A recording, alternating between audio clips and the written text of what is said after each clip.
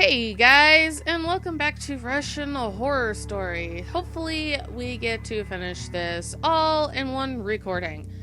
I don't know if it's all going to be in one video though. I don't know. We will see.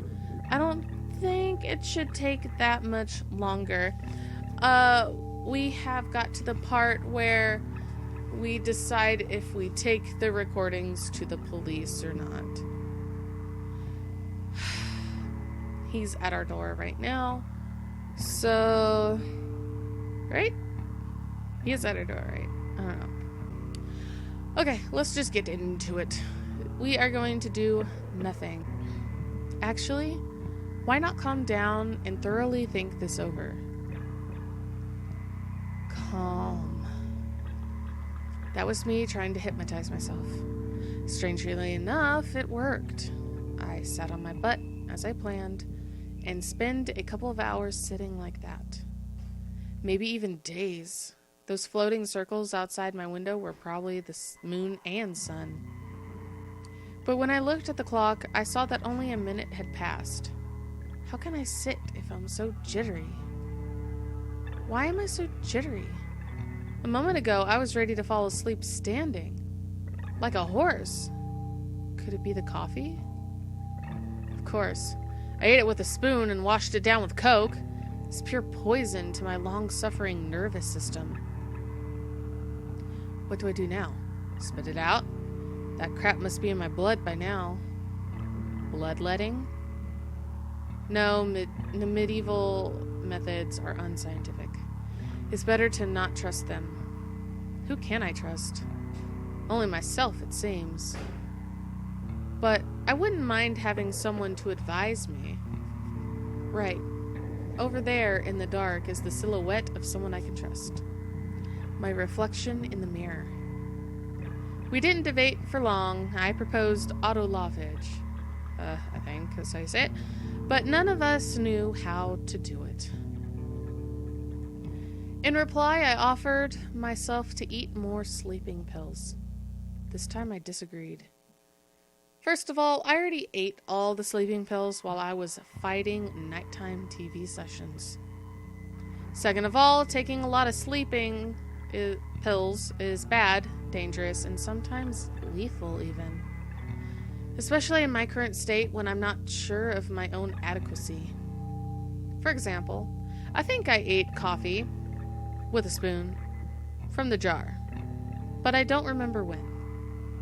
Moreover, it appears to me that I'm doing that this moment. Not me per se, another me in a parallel universe.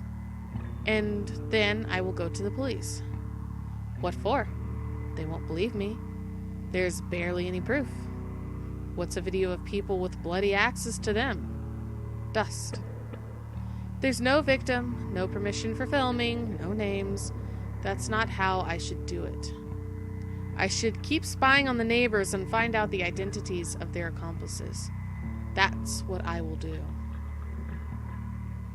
But first, coffee. The vision of a spoonful of brown granules refused to let me go. I really needed to perk up. I'm starting to hallucinate. That's from exhaustion.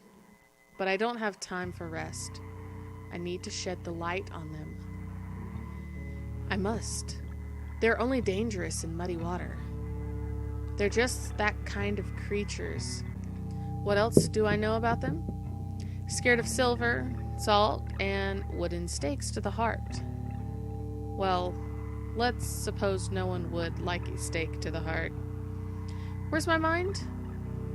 Salt, silver. I was gonna spy on them. I have a voice recorder, a camcorder, and a piece of rope.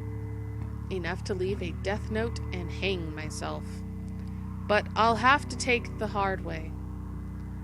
What was it I said about water? I need clean water. To do what? Wash my face? Laundry? No, I need a clean and clear mind. I wanted to find Valentine's and Granny Vernon's accomplices. That means I need to set up the camera so it would film the street and approaching cars. and I should move my mini camera from above my door to their staircase. I put down the half-empty jar and spoon. Ugh, I need to chase down the coffee. I had some mineral water somewhere. Coke? Will do. Now it's time to get to work. There was no one on the staircase. Perfect. I fed the cable through a canal in the wall behind the fuse boxes. I pulled it out a floor lower, plugged it into my night vision camera, and stuck the camera just below the ceiling. The camera is gray, so is the cable. They shouldn't be able to notice it right away. Footsteps came from behind the door and I ran home. I will watch you from here, my cozy fortress home, behind a very thick door, and with very thin walls, through which I can perfectly hear someone being killed again. Except this time, I'm not at all sure that it's the TV. I should watch both cameras on the monitor. Aha! There's a new car by the house. Looks like we have guests. And they're probably here to see... I was right. One of them is trying to connect the doorbell's wires. Now, the other one shoved him and is pounding on the door with his fist. Then he kicks the door a couple times. Manners of the unforgettable Valentine. Maybe it's him? There he is, opening the door from the other side and stepping aside to let in the Valentine from outside. All Valentines were inside the apartment. The TV volume immediately went up. Oh, you little conspirators. You don't want the neighbors to hear you? But we have a voice recorder, a stocking, and a vent. I lowered the device into the vent and waited for a whole eternity. But when I pulled it out, the recording was blank. Almost. It was less than a minute long. Apparently time flows differently there. So that's where parallel me, who first ate coffee, came from. They have some singularity in there. A mystic portal where all these ghouls keep coming from. Stop! I'm getting carried away. I was just about to do the math. What would I need to close the portal to hell? How much water would I need to sanctify in a bathtub in order to drown the portal in the ghouls? The voice recorder just broke. Or I actually kept it in there for less than a minute, but a whole eternity passed here. Which brings us back to the singularity version. In any case, I won't hear anything else. Instead, I'll go look at the plate number of the car and try to find out who the owner is. Crap. I can't see anything. The quality is too low. How can I make the quality better? Especially if I didn't make it worse. I need optics. Binoculars. I made handmade binoculars and looked through them. Not helping. I need lenses. I'll have to go outside and take a closer look. And take a notepad. Or a journal. A book. A newspaper. Oh, I'll write it down on my hand. I went outside, crouched, and made my way to Valentine's car. The number was luxury. V888V. But the numbers changed when I shifted my glance. I looked again. Same old V888VV. Alright, I get the letters. 2 Valentines came on that car, but the numbers... I stretched my left eye a little, and the 8s turned into 6s. Number the beast! Camouflage. It's definitely a portal to the underworld. I should write down both numbers. I turned my palm to write on it and dropped my heap of newspapers, journals, and books. Just in case I wrote both variants of the license plate on my hand, then in journals, books, and on margins of newspapers. I wrote down a lot of numbers. It won't be an easy job to shed light on so many ghoul Valentines. It's not like taking a crap while squatting. Actually, that doesn't sound that easy either. I'll do a squatting dance and at the same time... Oh, the stupid things that creep into my head. And what do we have here? All the ghoul Valentines stood before me. I wanted to blind them with a cross, but I ended up dropping my papers again.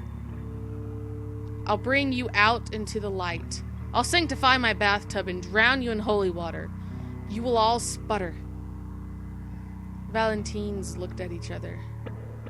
Maybe we should put him in the basement with the Turkmen for a while. He's being weird. While one of them was opening the trunk, the two others grabbed me by my arms and raised me in the air. I have it all down, how you murdered and dismembered, and the plate numbers and the number of the beast. Then the sky fell on my head and everything went dark. I was in a dungeon. Eyes of ghouls sparkled in the dark. What is this place? A basement? What evil spirits surround me in the dark? What language are they speaking? The ghouls groaned and moaned in the dark, but didn't leave their corners. Were they scared or just full? I couldn't feel my hands. I looked down and realized that I don't have hands. I gasped. The stumps of my hands were tied with a rope, and that's why they weren't bleeding. I started to wail softly. They ate my hands. I don't have hands. I can't feel my feet either.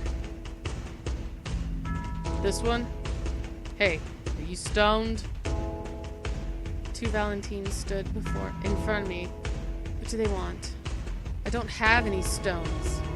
They want to cut open my stomach and check? No. I jerked, tried to move away, but I couldn't get far without feet. Look at his hands. He tied them too tight. One Valentine moved his knife toward my stumps. I saw him cut off a piece of my flesh and screamed. Why is he screaming like that? They hit me on the head and stopped screaming. But when they started cutting me again, I couldn't keep quiet. I started bellowing until they knocked me out. Why is he here? Take him to the vent. That was the last thing I heard. They probably ate the rest of me. Ending 2, Cannibals. Okay, got a cannibal ending. We are not going to videotape the neighbors, and we are going to leave the camera where it is. I imagined the consent letter I should have my neighbors signed. I, Namov Ivan, blah blah blah, ask for your consent to film your criminal actions with a hidden camera. In order to avoid infringement of your civil rights, I promise not to take the video materials acquired the aforementioned way to the police until you get rid of the victim's remains. I tried to squeeze a laugh out of myself, but failed. I guess that isn't funny. What's the point of risking if you won't be able to use the recordings? The most popular advice given to rape victims: try to relax and enjoy it. I guess from the captor, I guess. Does that mean I should start enjoying the sounds coming from downstairs? Alright, I'll try.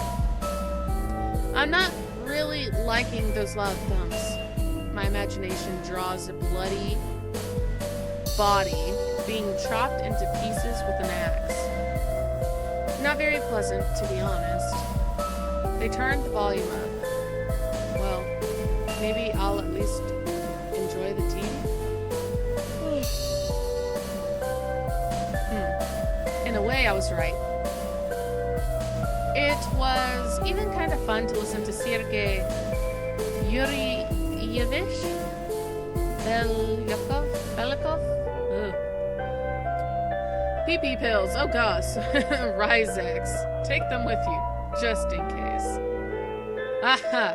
Just in case. Don't forget Vaseline. You never know what could happen. Toilet paper. Toilet paper from Nabrej. Naberes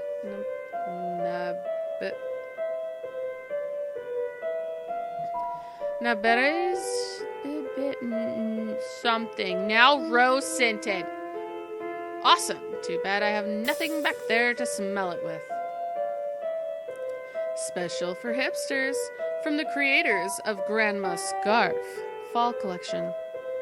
On sale now. Snowflake, dandruff, imitation powder. Call right now and get the explosion hairbrush, which will make your hair look uncombed for free. Only 1,299 rubles. I didn't even know what to say to that, so I said nothing for a change. Then the voice started. I lost that voice when they were announcing the jury. Among them was the singer of effing crap, Zora. Where are you? Actually, I lied. I didn't lose speech. All I could say was effing crap. I couldn't find anything else to say. Then again, I didn't have to. I got the impression that modern pop stars used this show to get rid of competition.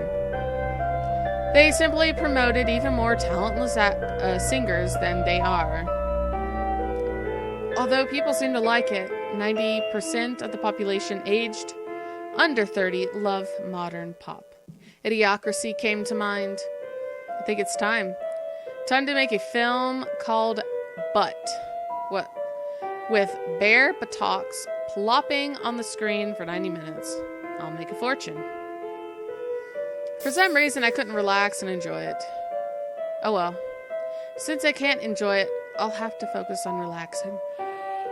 How many sleepless days have passed? I don't want to count.